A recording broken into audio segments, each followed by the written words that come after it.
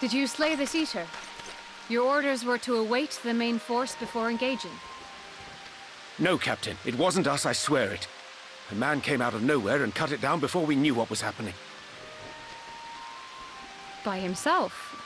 Certainly it is no light warden, but nevertheless. It's true. Felled it with a single swing of his axe he did. I've never seen anything like it. So I says to him, "Who are you, the warrior of bleeding darkness?" And he says, "No, I'm a warrior of light." And that was it. Buggered off as quick as he came. A warrior of light?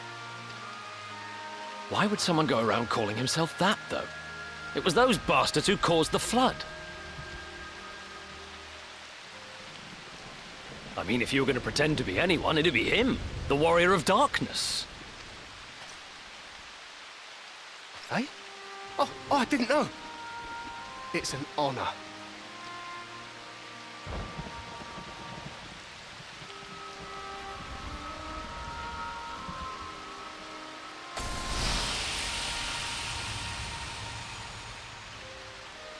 Since the Eater is no longer a threat, our work here is done. Return to your posts.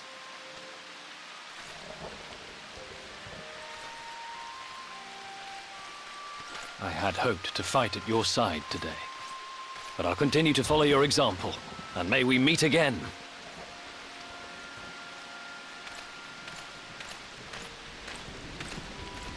I apologize for the wasted journey. It seems I overestimated the threat. As for this warrior of light, I do not know who would be brazen enough to take that mantle for his own. Whatever it may once have meant, it is forever tainted by the association with the Flood. The Exarch told me the truth of Ardbert and his comrades' deeds, and I am aware they played some part in your own triumph. But to most, they are synonymous with the calamity that befell this world. Still, if this man is minded to destroy Sin Eaters, I may forgive him his unfortunate choice of alias. But that is neither here nor there. I thank you for accompanying me. With that concluded, shall we return to the Crystarium? There is a proposal I should like to make.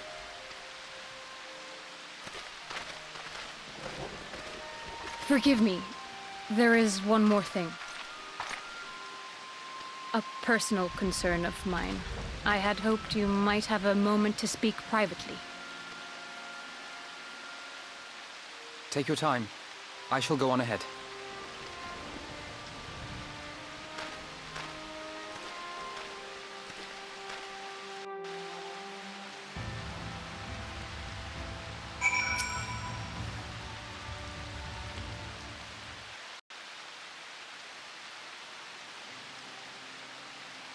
I will not mince words.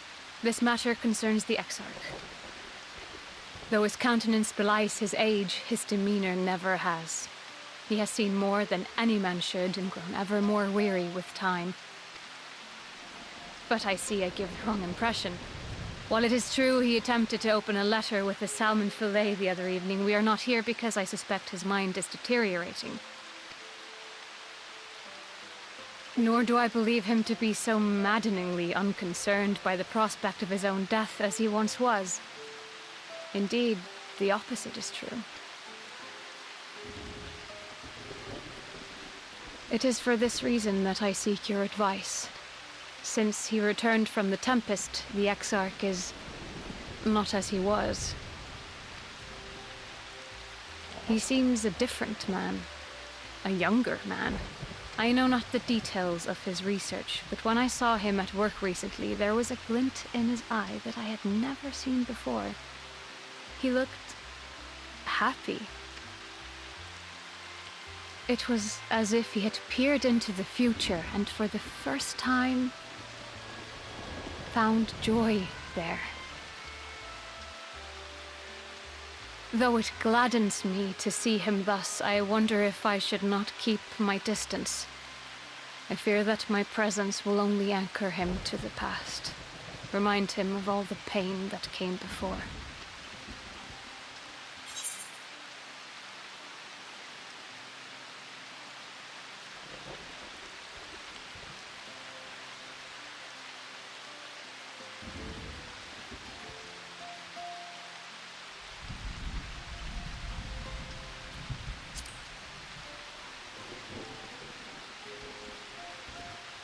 He... Are you sure? Then perhaps we might remain as we were. As we have always been. What a relief. In that case, I will have to speak with him about the amount of time he is spending at work. This research is important, I know, but if he refuses to consider his own health, I will have to consider it for him.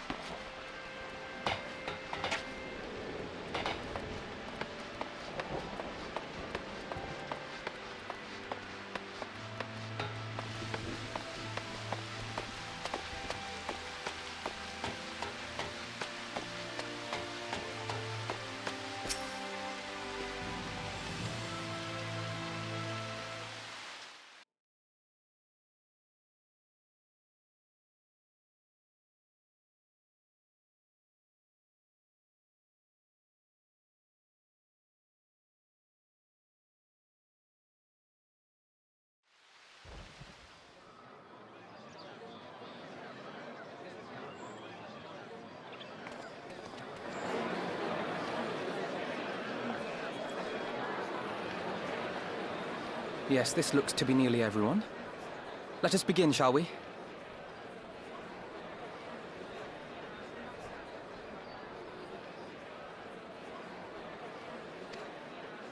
Though I am usually the first to hold forth at such events, I think on this occasion that honor should fall to you. They would be more inclined to take the word of the Warrior of Darkness.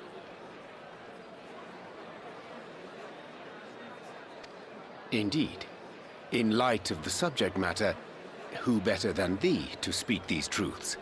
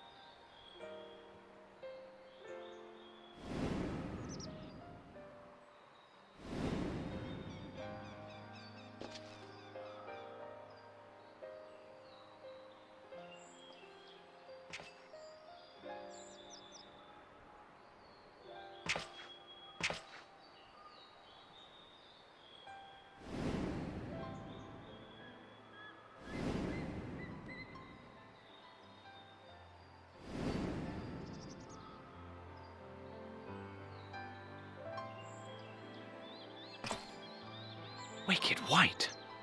The Warriors of Light did all that? So they never... I mean, they only ever wanted to help. And when everything they'd done turned to ash, they still carried on. They gave everything to stop the flood. First their lives, then their souls.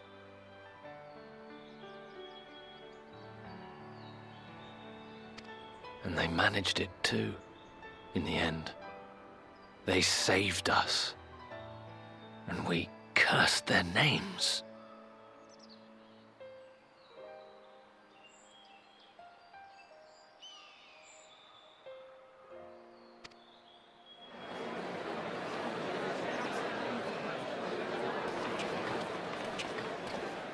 This should go a long way towards clearing the air.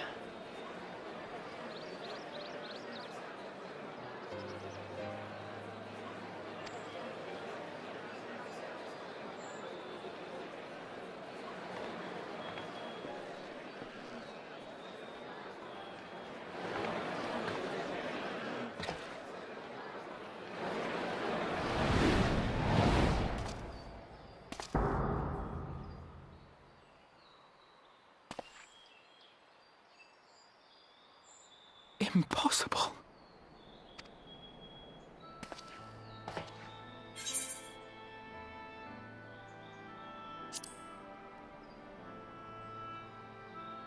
I definitely see something.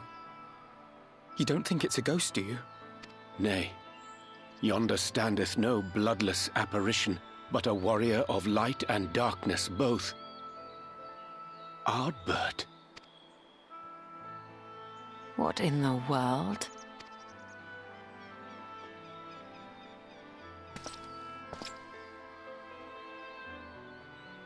It's you! The one who slew the Eater!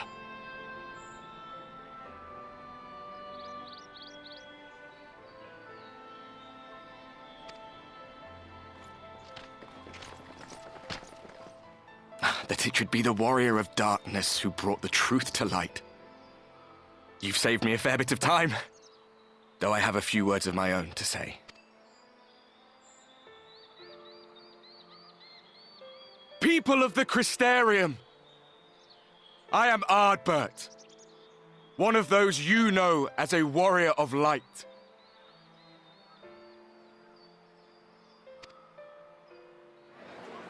That's impossible. You should be dead. Aye, that I should. But as the world has been given new life, so too have I.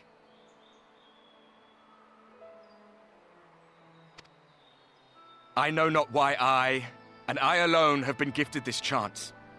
But I do know this. Only by the will of the star itself could such a miracle come to pass.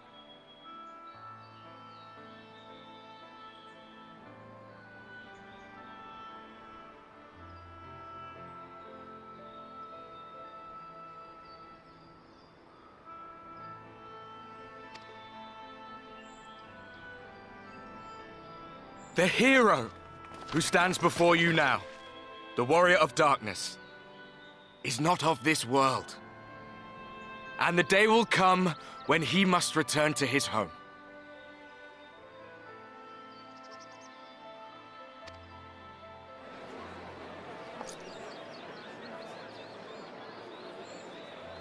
But this land is our home. And if it is to remain so, now and forevermore, it is we who must protect it. The time to rely on saviors from afar has passed. It is you who must rise.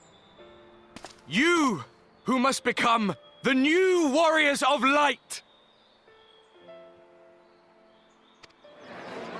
What? Us? Warriors of Light?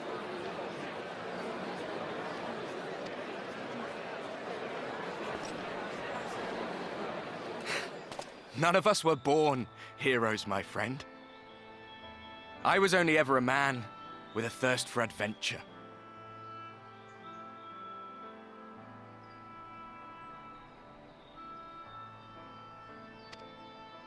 But wherever my journeys took me, I was invariably confronted with the same choice.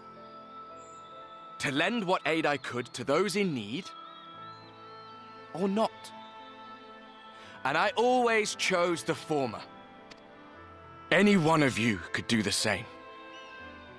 All you need is the will to help your fellow man, and the resolve to see it through.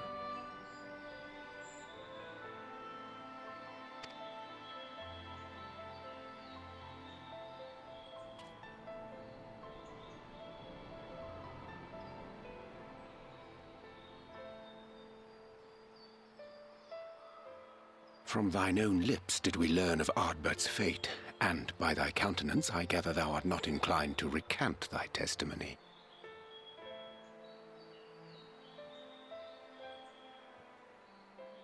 Yet whosoever this man may be, his words hold truth and resonate with the citizenry besides. For us to voice our doubts here and now would serve but to sow disquiet. 'Twere better we retired unto the ocular and there discuss this matter in private.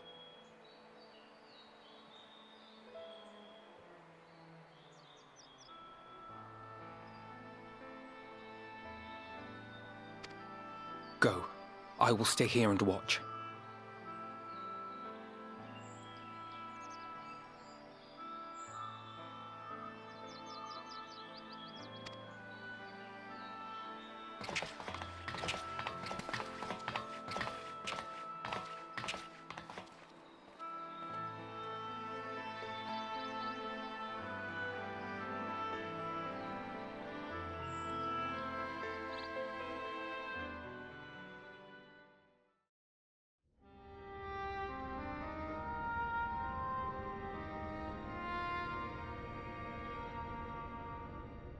So, that is a Warrior of Light of the First.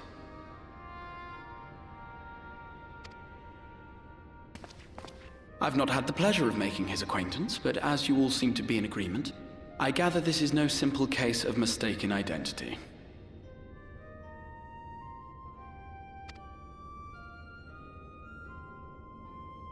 As far as I was able to discern, that was indeed Ardbert. It has been a long time, but not that long. Could he truly have been resurrected as he claims?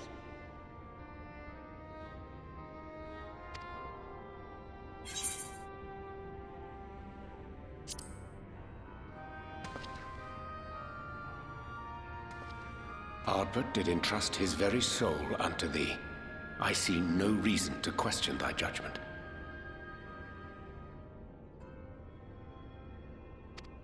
Nor I. To my eyes, your ether burns as brightly as the day you slew Emmett Selk. That is proof that he is with you still.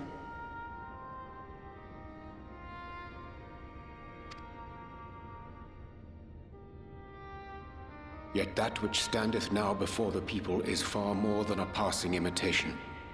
I am reminded of the cardinal virtues, though a sin-eater he is not.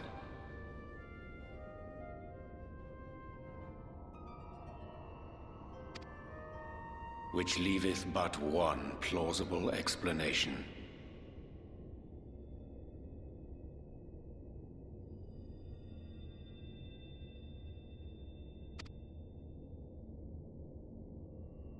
That he is an Ascian.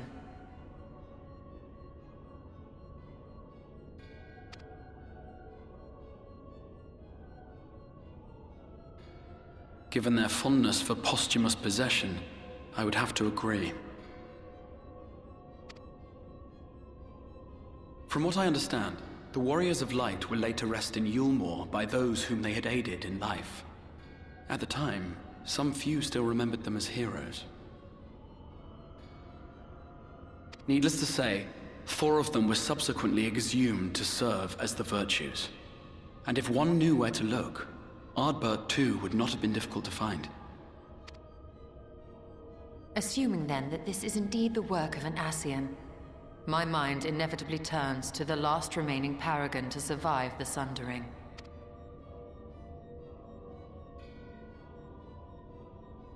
Elidibus. That Xenos hath reclaimed his own flesh is known. Thus evicted from his borrowed form, and cognizant no doubt of Emet-Selk's failure here in the first, 'tis quite possible the emissary chose Ardbert for his next vessel.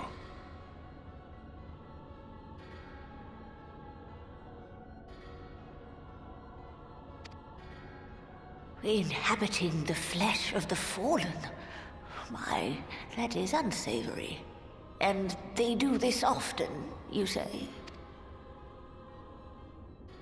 Verily, for they possess no corporeal forms of their own. In what one may term their natural state, none save those gifted with the echo can perceive them. Indeed, when Elidibus intruded upon the waking sands, his presence did go unmarked by all save Minfilia and the Warrior of Light. On that occasion, I myself remained ignorant of his coming until after his departure.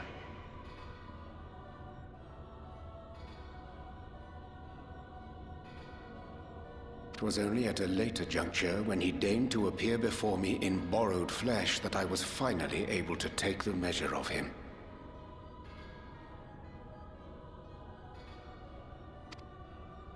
In such puppetry do the Ascians engage when they seek to influence the course of history.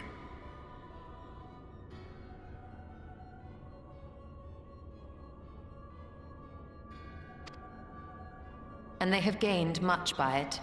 Emet-Selk single-handedly built the Garlean Empire in this manner, while the Hebrea came close to conquering Eorzea, having taken possession of Thancred's living body. Yet it must needs be noted that the Ascians cannot avail themselves of all mortal vessels. For were they able to do so, none would serve as a better pawn than our own redoubtable champion. Mayhap the blessing of light shieldeth Hydaelyn's chosen from Ascian influence. Or mayhap other forces are at work. We cannot say for certain. Whatever the reason, I hope it holds true. I dare not contemplate what might come to pass otherwise. Is it not peculiar, then, that Ardbert's mortal remains should be susceptible, given that he was once a warrior of light? Or did the final departure of his soul make it possible, perhaps? Regardless, to hear an Ascian use him to call forth new warriors of light boggles the mind.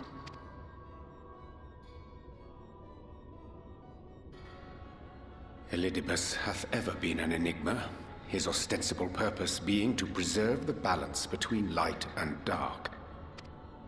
When he made overtures towards me, however, I was afforded a glimpse behind the mask of the self-appointed emissary. I shall not defend mine actions, undertaken in pursuit of a better understanding of our foe as either wise or prudent. Nevertheless, what little I did glean may now prove useful. Elidibus possesseth a subtle mind, practiced in the art of manipulation. That he coaxed this star's most valiant heroes as far as the source with naught save half-truths is no trifling feat. And now I believe he doth employ his skills once more to some as yet unknown end. Though naught is certain, should my suspicions prove true, we shall have need of all our wits if we are to uncover and thereafter thwart his plot.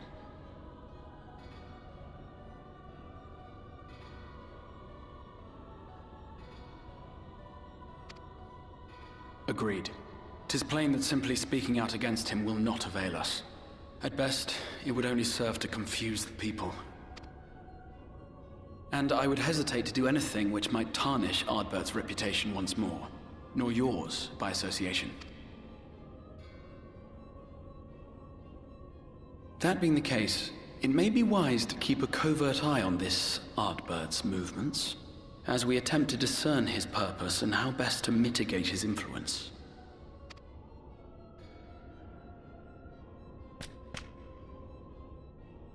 His performance appears to have concluded. What now? Go back out and follow him?